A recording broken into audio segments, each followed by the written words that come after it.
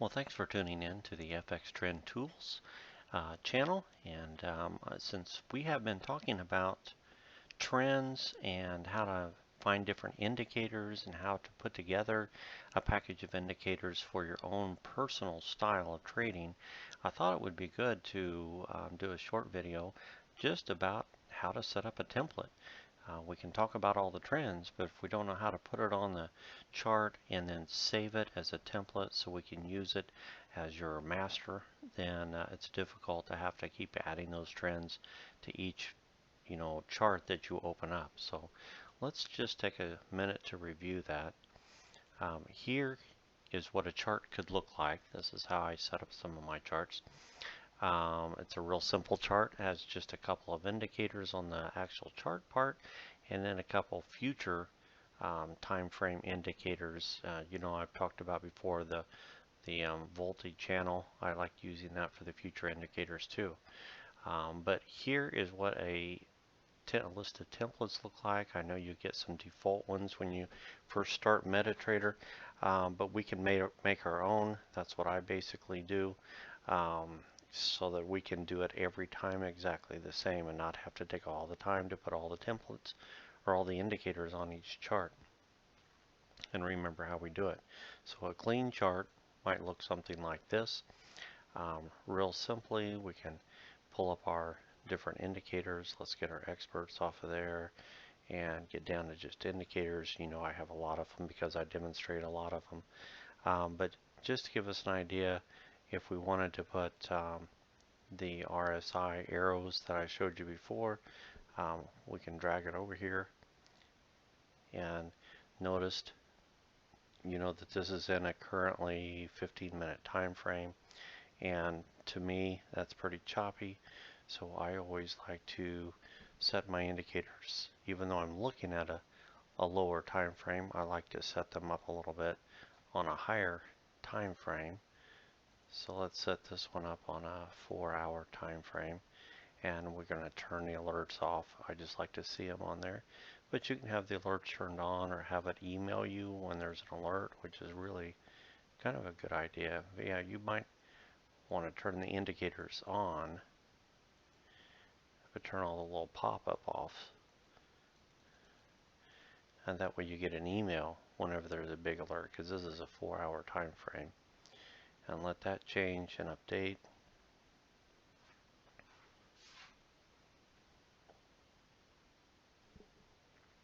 Oh, close that, I'm sorry. There you go. And that way you can see we just eliminated a lot of the choppy market. We've got a downtrend that goes all the way down here. We had a little brief uptrend and then continued a downtrend. So this is a pretty major downtrend. So that's an indicator I might like to have on my chart.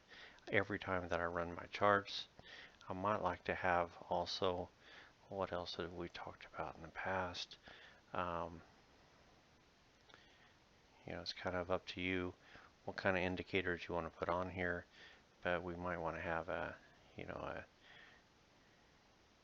1-hour half trend bar. Kind of shows you your middle of the line, uptrends, downtrends, change the colors.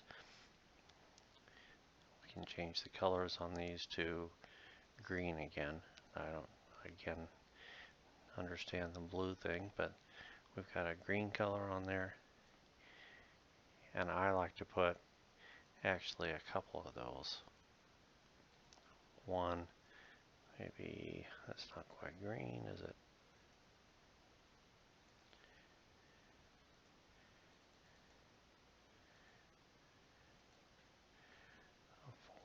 A 4-hour, where we've got a major downturn, and then we see where some of the short-term upgrades are, turn-ups are. So that to me is a pretty good chart right there already. So if we wanted that to be on all our charts, if we right click, we can go down to time frames, save that template as our default. If you save it as default, then every time you open a chart, that's the chart you're going to have.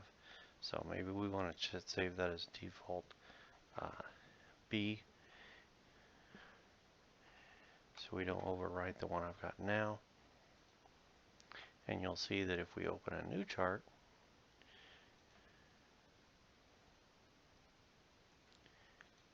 that's my old default.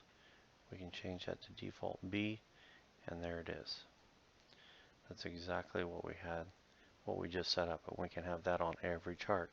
So nice thing about that is you don't have to keep going in there and changing the time frames on each one of your indicators or anything. They're always going to be set up the same, whatever chart that kind of chart that you like. So I wanted to show you how to do that real briefly because we have been talking about charts. I think we've got a couple things on here that was left over from before, and let's see if we can clean that up a little bit even better. We can look at our indicator list and see these are the things I put on there, but I've got some junk over here from an old indicator. So let's see if we can get that off. To get any past trades or anything like that off of there, we can go to our object list and take these objects and delete them, and that cleans everything up, and then resave that as our default B. You want to override it? Yes. So, and again, we can adjust the time, or how much we see on the screen. If we want to get that a little closer or further away, I like it far away, so I can always get some trend lines on there if I want, and it helps me see a little bit more about what's going on. Or we can pop that up to a different time frame, get our trend lines on it, and then go back. That way we know where we're at, and save that possibly for that particular pair. Now these time frames are going to be pair specific, so we don't usually save those in our template because they'd be different for every pair. But once you pull your template up, then you can put your different trend lines on each pair. So I hope that helps a little bit. If you have any questions, you can always let me know. I'll do another video about how we can set these up so that they are actually their own indicators, like a 30-minute one, a 4-hour time frame. We can instead of having to actually adjust each time frame, we can set them up as their own indicator. I'll explain that a little bit later.